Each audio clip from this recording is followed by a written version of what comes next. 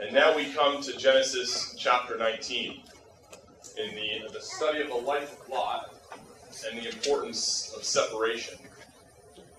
And young people, if you wanted to consider a chapter where we can really appreciate what it means to develop spiritual values, if you wanted to look at a chapter in the Bible where we wanted to see highlighted for us the importance of making smart decisions, a chapter that demonstrates for us the goodness and the mercy of our God, Genesis 19 is a wonderful start. And young people, God willing, over the next two classes, we're going to see this chapter as a chapter that's full of contrasts for us to consider. There's contrasts between Lot and Abraham, between Sarah and Lot's wife, between good and evil, hope and destruction, between the goodness and the severity of God. And as we work our way through these verses together, hopefully the exhortations are going to cause us to look internally, to see who do we align with in the characters that we'll look at together. When we pick up in Genesis 19, obviously a lot has transpired since we last left Abram and Lot back in Genesis 13, with Lot heading east towards Sodom. And I know a lot of the events that kind of transpired between that we'll go through in the workbook discussion groups. We just want to highlight a few key aspects that we don't want to lose sight of before we jump into Genesis 19 together. In Genesis 14, you'll remember from the workbook, it's all about the battle. It's about a battle that takes place between multiple kings and kingdoms, and yet tied up in this, we find Lot. And Lot is taken captive. He's led away from Sodom, and Abram hears the news. He rushes out to save Lot and his inhabitants. Abram goes out with his trained servants, all of his household, to rescue Lot. But even after being rescued, sadly, we see Lot's decision to go back down into Sodom, leaving Abraham once again. And it appears that Lot saw no harm in associating with Sodom, so long as he left their wickedness alone. And while Genesis 14 records the first instance of God intervening for the sake of Lot, we know that he still goes back down to Sodom and Gomorrah. Let's come back in our Bibles to Genesis 18 to begin together tonight. We just want to walk through the breakdown of the events that lead us into Genesis chapter 19, and then we'll open it up for more detail. If you'd like to take notes in your margin just on kind of section breakdowns, here's just a suggestion for you, starting from about the middle of chapter 18, because we see obviously that the events that kind of lead into this section in Genesis 19 really begin with Abraham first being warned of the judgment that's going to come upon Sodom. The angels come to visit Abraham, and they tell him of the judgment that's going to come upon Sodom and Gomorrah. And of course, his first thought is for Lot. And so he pleads with them to save the righteous in that city. And of course, we know what happens in the record of what we've just read in Genesis chapter 19. The angels come down to Sodom at even. So let's come now to Genesis 19. Because here we are, introduced in the record once again to Lot himself. It says, "And there came the two angels to Sodom at even. And Lot sat in the gate of Sodom, and Lot, seeing them, rose up to meet them, and he bowed himself with his face toward the ground. And he said, Behold now, my lords, turn in, I pray you, into your servant's house, and tarry all night. Wash your feet, and you will rise up early and go on your way. And they said, No, but we will abide in the street all night. And he pressed upon them greatly. And they turned in unto him, entered into his house, and he made them a feast, and did bake unleavened bread, and they did eat." So we begin with the two angels that left Abram, entering Sodom at even. Now just look at Genesis 18 and verse 1. Look at how this chapter began. "And the Lord appeared unto him in the plains of Mamre, and he sat in the tent door in the heat of the day, speaking of Abraham. And he lifted up his eyes and looked, and lo, 3 men stood by him. And when he saw them, he ran to meet them from the tent door and bowed himself down toward the ground. It's midday when the angels pay a visit to Abraham. And in Genesis 19 and verse 1, it's now the evening of that same day as they descend into Sodom. And we have 2 men, both sitting, but in 2 very different places. Abraham at the tent door, Lot at the gate of a wicked city. And these 2 verses lead to 2 very different circumstances, as we see in the chapters that follow. Abraham was to receive a message at that time of hope, of a promise. Lot was to receive a message of destruction. And a great verse to put in your margins, just beside Genesis 19 and verse 1, is Isaiah 17, verse 13 to 14. Because that's where we see that eventime is used in reference to a time of trouble. It's a time of judgment upon nations, and in the morning, it says, those nations will cease to exist. That's Isaiah 17, verses 13 to 14. And so the angels approached this city at even to find Lot sitting in the gate of the city. It's the place where the elders, the judges of the city, would sit and minister to those that would come in. And so here is Lot, involved in civil society, sitting in the gate of Sodom. And we would associate certainly Lot with being a judge. He's a leader in Sodom from this description, and certainly from the title that was read to us in verse 9, from the people of the city. They call him a judge. But what we're starting to see clearly in the life of Lot is that it's been a slow, gradual decline. It's unfortunate to see in the life of Lot, but it's fortunate for us because we can read it, we can study it, and we can ensure that it doesn't happen in our lives.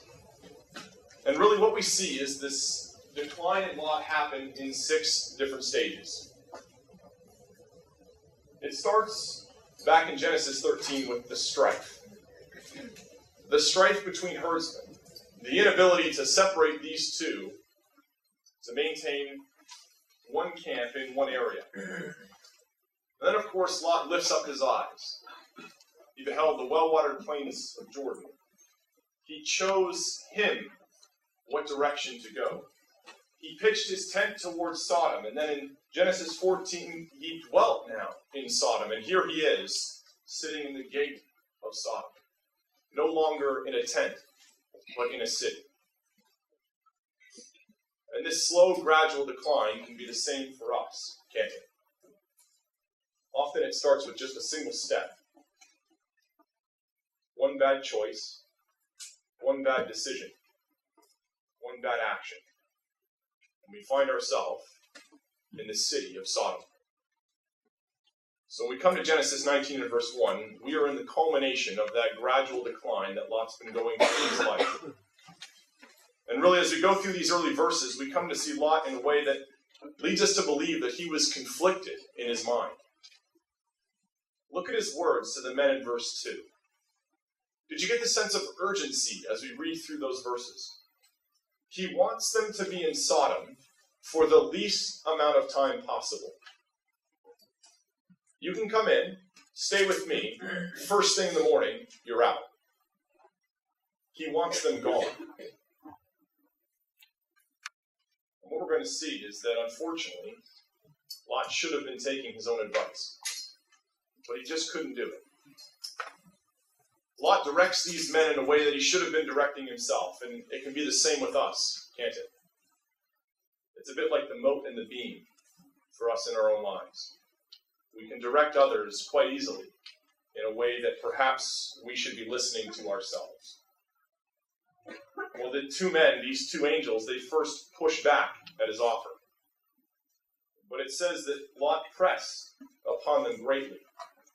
That word press, it means to peck at or to urge.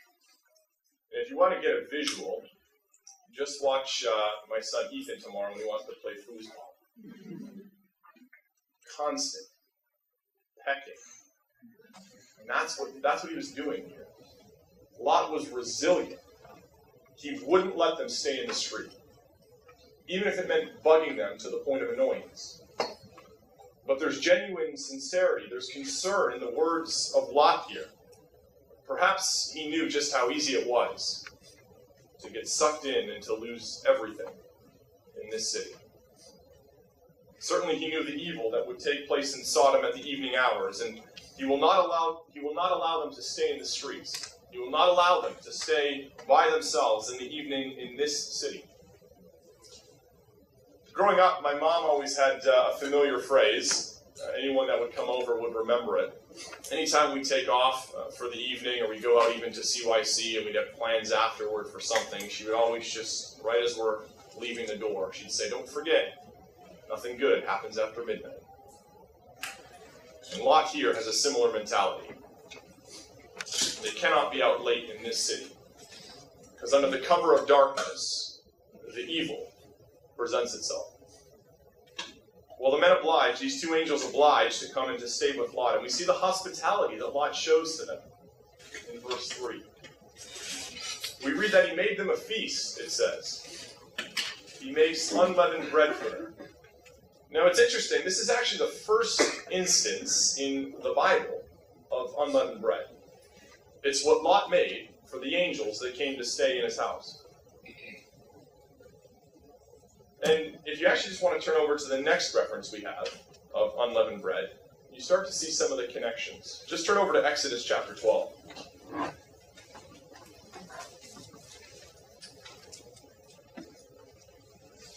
Just consider what Lot is attempting to do, what's going to happen in the morning, the importance on getting out.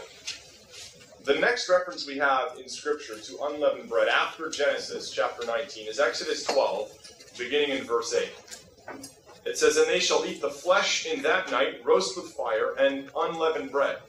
And with bitter herbs they shall eat it. Eat not of it raw, nor sod it all with water, but roast with fire, his head with his legs, and with his purtenance thereof. And thus," verse 10, "And ye shall let nothing of it remain until the morning. And that which remaineth of it until the morning ye shall burn with fire.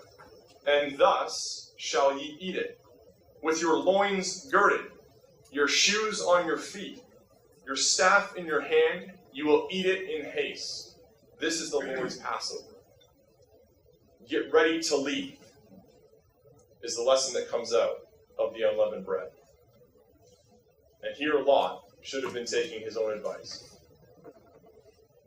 The Israelites, hundreds of years later, would eat of this unleavened bread, and they were prepared to leave early in the morning to get out. And they waited as the angel of death passed over their homes.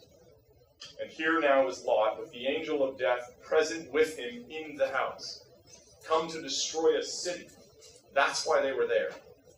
And he makes unleavened bread, needing to be prepared to leave before they would bring the destruction upon the city that he called home. And just a note, Psalm 34:7, just down at the bottom. That's where we read of the angel of the Lord who encamps around those that fear him and delivers them. And certainly Lot was about to need that very same deliverance. But this was not to be a quiet night in Sodom. This was not to be a quiet night. This wasn't going to be an easy exit for Lot and his family. Because the evil of this city was about to present itself at his front door. Just pick up in verse 4 of Genesis 19. "But before they lay down, when the quiet would have started, the men of the city, even the men of Sodom, compassed the house round, both old and young, all the people, from every quarter. And they called unto Lot, and said unto him, Where are the men which came into thee this night? Bring them out unto us, that we may know them. And Lot went out at the door unto them, and shut the door after him, and said, I pray you, brethren, do not so wickedly. Behold, now I have 2 daughters which have not known man. Let me, I pray you, bring them out unto you, and do ye to them as it is good in your eyes. Only unto these men do nothing, for therefore came they under the shadow of my roof. And they said, stand back. And they said again, this one fellow came in to sojourn, and he will need to be a judge. Now will we deal worse with thee than with them. And they pressed sore upon the man, even Lot, and came near to break the door. 5 times, young people, 5 times in verse 4, it's highlighted who it was that came to Lot's door. The men of the city, the men of Sodom, both old and young, all the people from every quarter.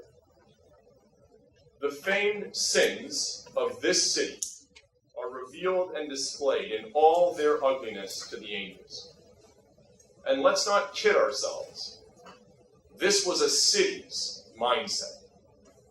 That's why it repeats that 5 times in a single verse. It wasn't just a select group. It was everyone. This wasn't just a few individuals. This was a practice that was shown by all.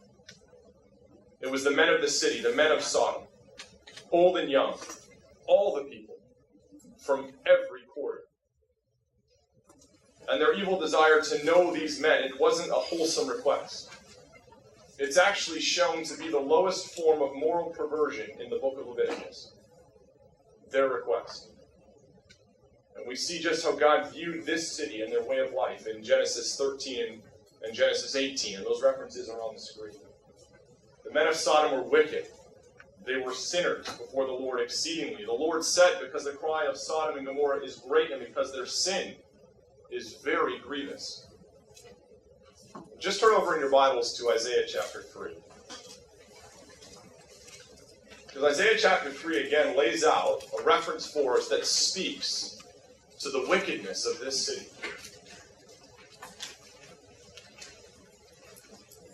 Isaiah 3 and verse 9. What's the attitude that these individuals in Sodom had? It says there, the show of their countenance doth witness against them. They declare their sin as Sodom. How did they declare it? They hide it not. Woe unto their soul, for they have rewarded evil unto themselves. What does that mean? They hide it not. They were open with this way of life. No desire to change. No need for direction or guidance, especially from a God. No care that others knew. And here they are at Lot's doorstep. And while this great commotion is taking place, Lot has these 2 men, these 2 angels in his care inside his home. And we read how he leaves the comfort of his house to address the mob that's formed outside. It's Josephus who tells us that Eastern custom at this time was that a man who took in a stranger was bound to protect him with his own life if he needed to. That's how serious a thing it was to take in a stranger. They are now under Lot's care. And so Lot, with the 2 men in his house, goes out to rebuke the gathering that's come outside of his own home. And in verse 7, it's the first words recorded by Lot spoken against the city. I pray you, brethren, do not so wickedly. It certainly falls in line with the New Testament reference we have to Lot, one who vexed his righteous soul over their unlawful deeds. And here he is speaking out against the evil that was going on in the city. And yet on the heels of verse 7, we have verse 8. And there's 2 ways we can look at this verse. It's a tough verse at times to read. What's meant? There's 2 ways that we can interpret verse 8. The first would suggest that this was to be taken literally. That Lot, in an act of desperation, was offering his 2 virgin daughters to these men. Certainly would have taken a strong moral compass to protect strangers over your own daughters. So the thought is that perhaps this shows either how much Lot was influenced by Sodom, or that he knew the evil in his daughters' hearts. But there's another way that we can read this verse. And that's that this was not an offer by Lot. This was a rebuke. This was a reproach to show the men of Sodom just how far their conduct had fallen. This isn't what they want, anyways. And Lot knew that. And the support for that really is in the response that they give to Lot in verse 9. They accuse him of being a judge based on that very comment. They viewed verse 8 as a rebuke. You're judging us? And it seems to fit, certainly, the context of verse 8. Lot stating how these men came under the shadow of his roof.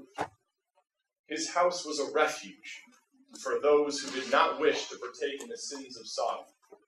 Lot was protecting those in his house, and that includes his daughters. Well, the mob outside is obviously not very pleased with Lot. They appear tired of his involvement in their actions. In verse 9, Lot is acting as a judge against them. The word judge in verse 9, it means to condemn or to pronounce a sentence. And just notice the language that's used in verse 9. If you take out the italicized words in verse 9, it simply says, they said, stand back. And they said, this one came in to sojourn, and he will need to be a judge. This one. The singularity used here shows that Lot alone is the only one who stood in their way. The only one who was challenging their behavior. While many of them might have gone down with Lot into Sodom, just this one stood in their way. Lot alone.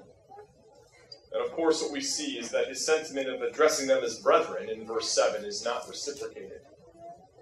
And so at this response, the angels that are visiting with Lot have seen enough. The situation has escalated past the point where Lot can keep them away any longer, and so we see that they now take action in verse 10 and 11. It says that the men put forth their hand and pulled Lot into the house and shut the door. And they smote the men that were at the door of the house with blindness, both small and great, so that they wearied themselves to find the door. You ever notice, young people, the use of a door in Scripture? What was it that separated those in the ark from those outside? Just a door. A few inches of wood separated you from life or from death. Can you imagine just a few inches? It's like what Brother Steve took us through in his devotion. It might just be a few inches that separates us from life or from death. And here they shut the door to try to protect those in the house. And it was just a door that separated them. And what we see here in verse 11 is that the physical becomes an allegory for the spiritual. These men were spiritually blind, walking in complete darkness, and so now physically they were a perfect match. And contrasted to them, we have Lot. His name, of course, means a veil or a covering. And his eyes are now open. He now sees firsthand the power of the men that he has welcomed into his home. And having taken care of what was outside the house, the attention of the angels now comes inward to Lot and to his family. There's a quote that says, you need to get the inside onside before you go outside. And Lot didn't do that. Those inside of his house will see some were lost. He focused too much attention on the outside, he lost what was inside. So the angels now have to get to work. They now turn their attention to those they can save, to Lot and to his family. And in the next few verses, we see highlighted for us God's concern for his family. Let's just finish off our section, verse 12. The men said unto Lot, hast thou any here besides? It's almost as if they're saying, is this it? Son-in-laws, thy sons, thy daughters, whatsoever you have in this city, you bring them out of this place. For we will destroy this place. Because the cry of them is waxing great before the face of the Lord. The Lord has sent us to destroy it. And Lot went out and spake unto his sons-in-law, which married his daughters, and said, Up, get you out of this place, for the Lord will destroy this city. But he seemed as one that mocked unto his sons-in-law. There's no more time for investigation. There's no more time for explanation as to the wickedness of this city. The angels had seen it firsthand, just how bad it was, and so they now turn their attention to Lot and his family. Here was the opportunity for the righteous that Abraham had pleaded for. It was now their opportunity. Now, of course, we can see on the screen that those that Abraham pleaded for were accounted for. Whether you subscribe to 2 daughters or 4, it doesn't matter. There were righteous in this city. And of course, the attention now turns to them. And just a note on that word, whatsoever, in verse 12. When the angel said, and whatsoever thou hast in the city, it's actually best rendered, and it is properly rendered in the RV and the ESV, as whomsoever. Not whatsoever, but whomsoever. The importance is on the people, not the personal property. The angels could care less about that. Not what can you save, who can you save? And so Lot spends the night trying to save those that are dear to him. He would talk about the impending judgment, the need for repentance, the required action to be saved. And yet he's met with mockery. His sons-in-law, in verse 14, they think it's a joke. We know that Lot's wife didn't really want to leave Sodom. It appears that his daughters only leave because of Lot, and of course Lot himself lingers until the morning. So what are we being told, young people? For some, it was too late. It was too late to try to educate. It was too late to try to teach them of the need for repentance, the impending judgment, and the action that was required for them to leave. The time to go was now. If you weren't ready, if you hadn't taken it seriously, you were going to be left behind. What about us? Have we taken it seriously? Are we ready? We don't want to be left behind. So we read in verse 15. It says, And when the morning arose, then the angels hastened Lot, saying, Arise, take thy wife, thy 2 daughters, which are here, lest thou be consumed in the iniquity of the city. And he lingered. The men laid hold upon his hand, and upon the hand of his wife, and upon the hand of his 2 daughters, the Lord being merciful unto him. And they brought him forth, and set him without the city. The angels in verse 2 were instructed by Lot to be on their way by the morning. How fitting that Lot has to take his own advice. It's decision time for Lot and for his family as the morning approaches. Would they serve sin just for a season? Or would they look to leave this wickedness behind, choosing rather to be strangers and pilgrims, choosing to be members of God's eternal family? And that's the same for us, isn't it? The same choice that faced Lot and his family faces us in our own lives. Will we be tangled with the world around us, unable to truly flee and leave it all behind? Will we be swept away with the allure that the world seemingly can offer to us? The money, the career, the sexual immorality, the time-consuming hobbies.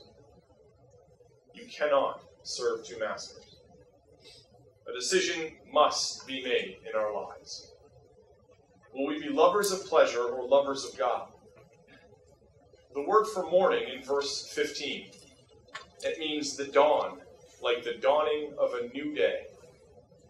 And this was to be a new day. It was a new day where judgment and justice would reign, where both the goodness and the severity of God was about to be shown upon Sodom and Gomorrah. Your minds have probably gone to a few different places with the dawning of a new day. Malachi 4 speaks of the appearance of the Son of Righteousness. Luke 1, reading from the Net version, says, because of our God's tender mercy, the dawn will break upon us from on high to give light to those who sit in darkness and in the shadow of death, to guide our feet in the way of peace. That is what the dawn signified for Lot and for his family. And this is what we look forward to in the age to come. Well, back in verse 15, we can learn a little bit from the sentence that we read from the angels spoken to Lot. When they say, arise, take thy wife and thy 2 daughters which are here, lest thou be consumed in the iniquity of the city. That phrase, which are here, does anyone have a note in your center margin for that?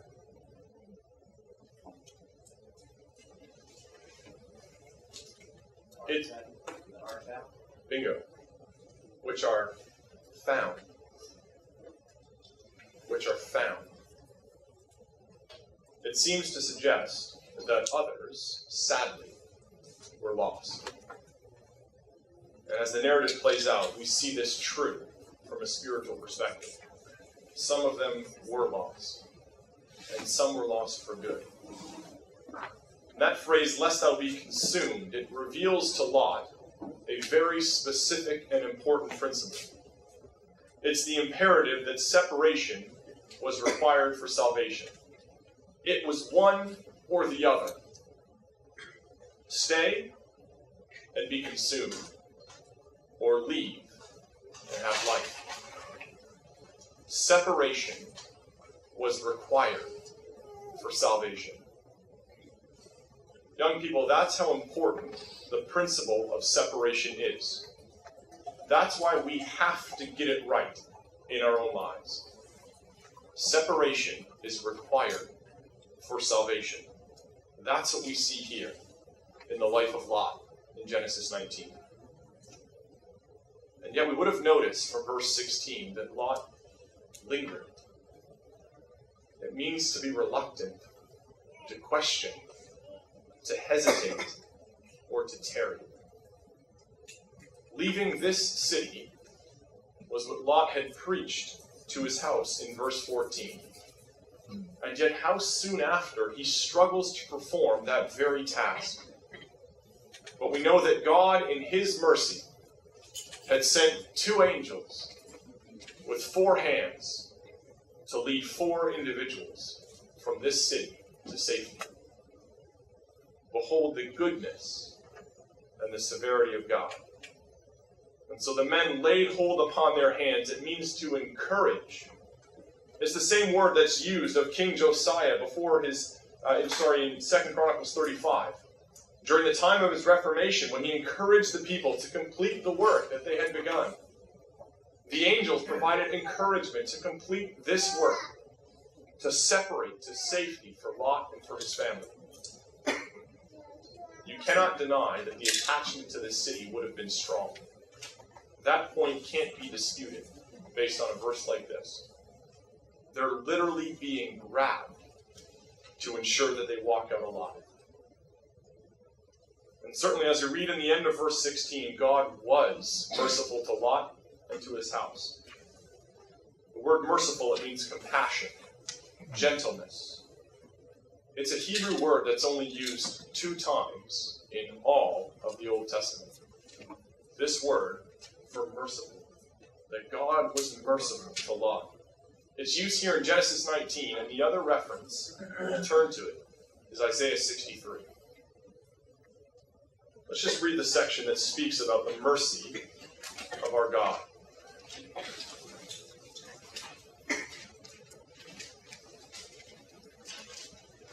Isaiah 63, we're going to begin in verse 7.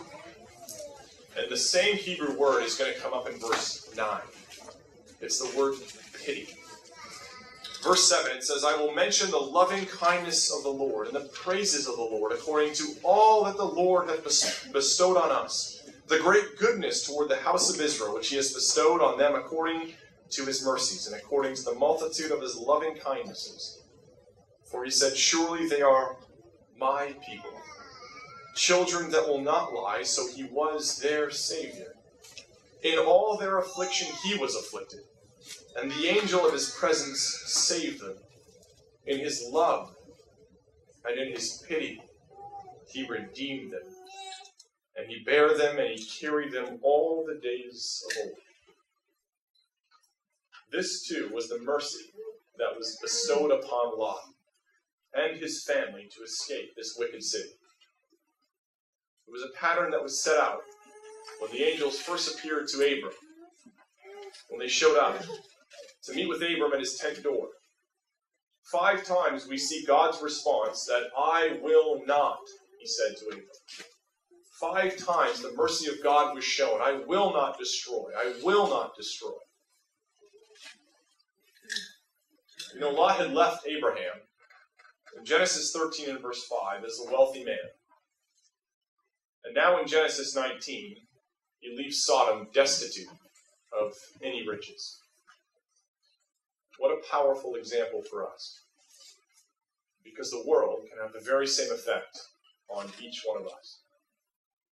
It can rob us of our wealth, both material, but more importantly, spiritual.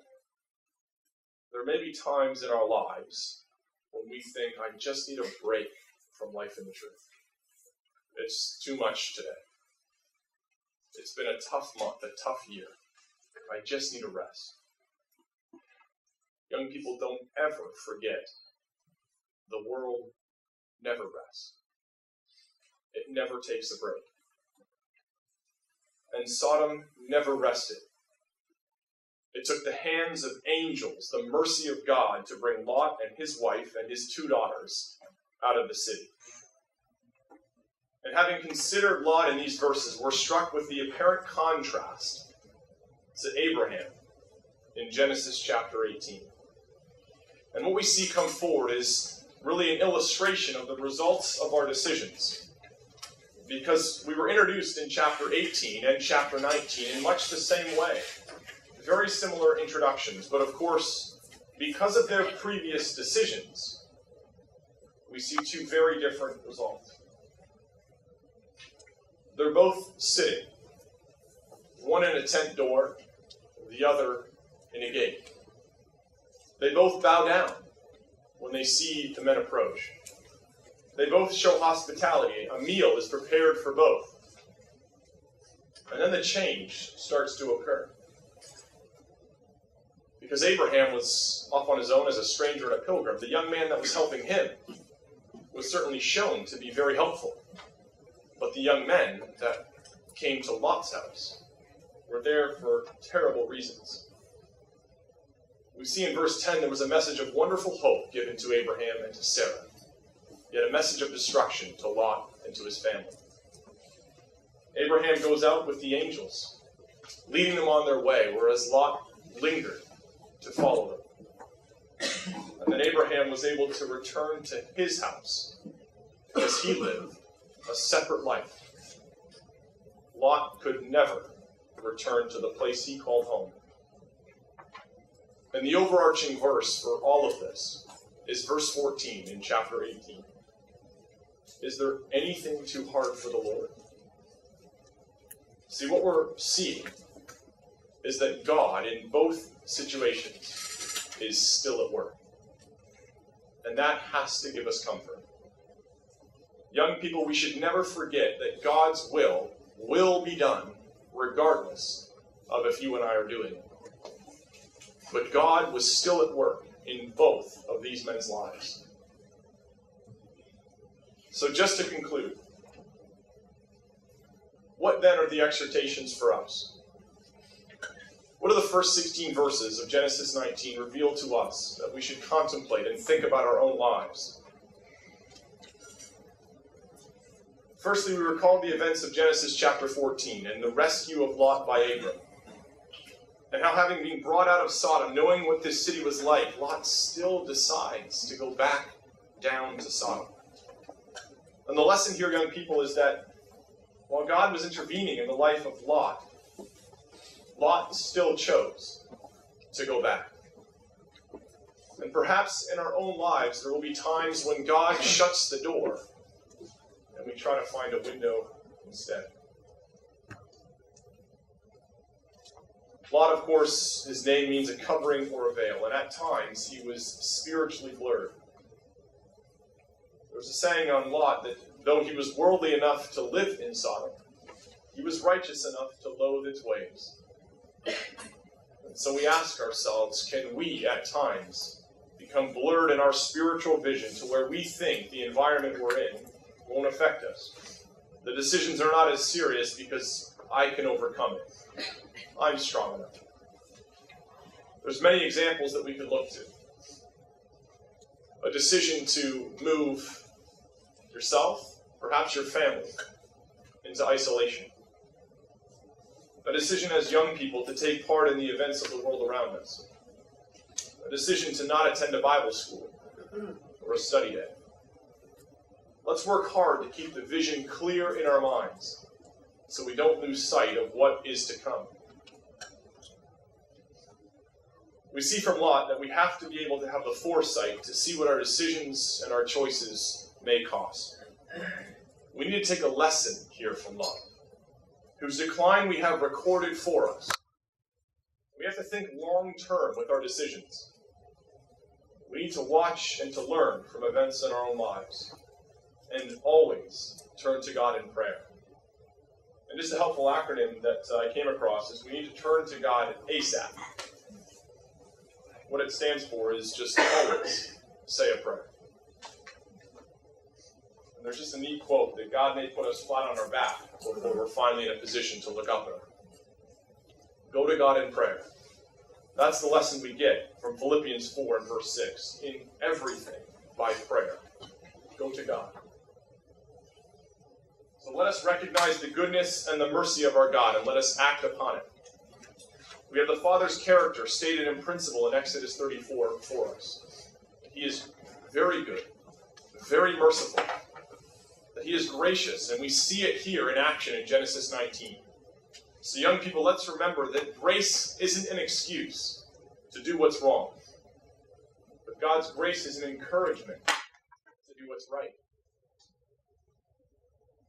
So we leave this section then with Lot, with his wife, and with his two daughters, seemingly headed off to safety, headed off to start a God-centered life somewhere else.